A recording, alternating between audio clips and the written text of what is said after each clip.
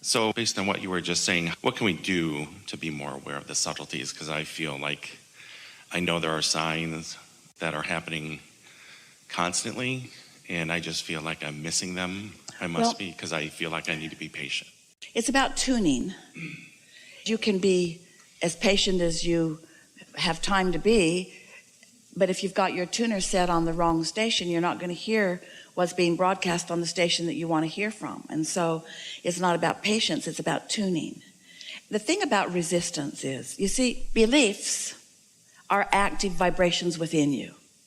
So as you witness something, and there's an active vibration within you as you watch it, as you talk about it later, there's an active vibration. As you remember it from the past or imagine it in the future, there's an active vibration. And so an active vibration about something that you don't want will hinder the signal about something that you do want. So that's just not good tuning. So the obvious thing is just shut that channel down. In other words, just stop. You got to deactivate those things that are in the way. But the thing that makes that a little tricky is that while you're thinking about what you're not going to think about, you're thinking about it. So when you say, I'm not going to think about that anymore, you're thinking about that right now. And every time you say, I'm not going to think about it, you think about it more until it becomes a stronger and stronger and stronger hindrance to what you do want.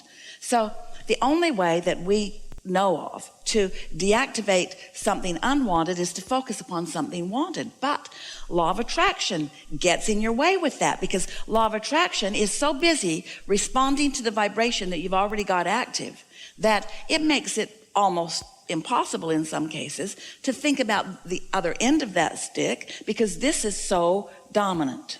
So you can't not think about it, because law of attraction just keeps dishing up more, showing you more in your now, both of wanted and unwanted, by the way, showing you more in your now, helping you remember things from the past, gathering it from far and wide, anything that's active within you. Law of attraction saying, here's some more, here's some more, here's some more, here's some more.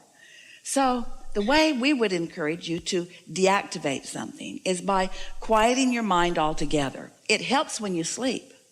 But the thing about sleeping is when you wake up, you usually pick up where you left off. Even though the momentum subsided, the potential for that active belief is still really great. And so when you awaken, you could wake up and immediately focus on other things. And if you could do that, you could, in time, dominate your vibration with more wanted things. That's doable. It's a little difficult. The easiest way is to quiet your mind altogether. And the way you quiet your mind is by meditating. And by meditating, we mean focusing on something that's not really an active thought. So it requires, or it's helpful, in the beginning especially, to sit in an environment where there's not a lot going on. Quiet room helps.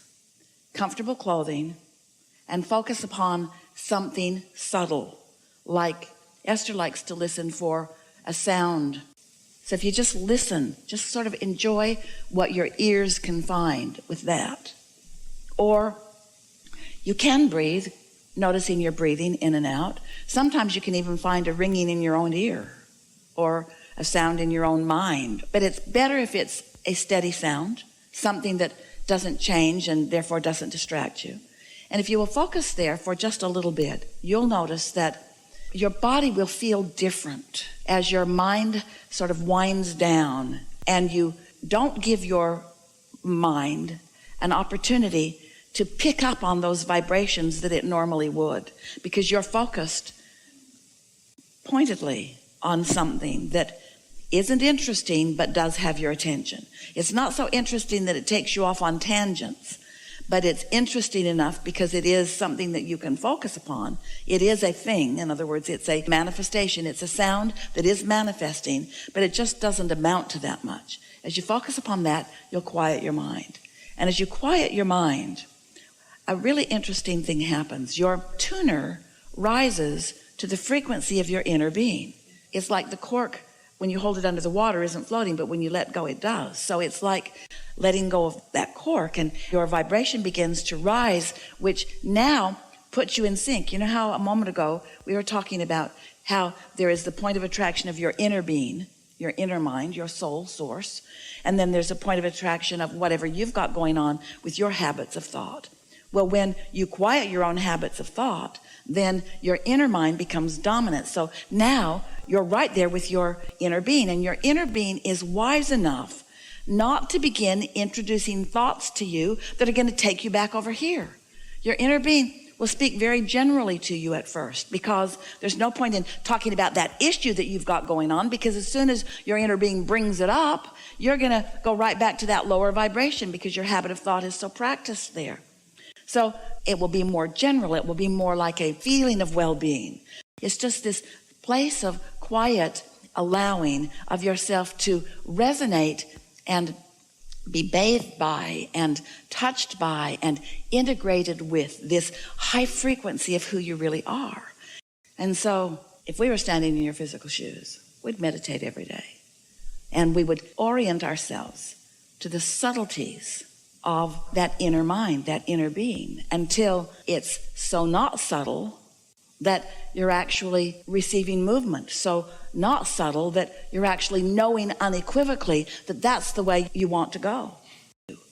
Your inner being knows when you're agitated about something or when you're open to something. Your inner being knows what your beliefs are about everything that matters to you. Your inner being knows what things you want and what things you really don't believe, and what things you want and what things you're not quite so much in the way of.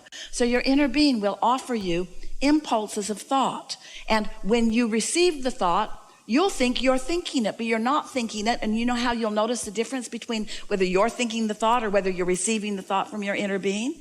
When you receive the thought from your inner being, it always feels good. It feels like a good idea. It feels like something that you want to do. It's resistance free. And Esther, at first, when she began receiving these thoughts, she would think, that doesn't seem like a very important thought. It seems like Source would be thinking about more important things.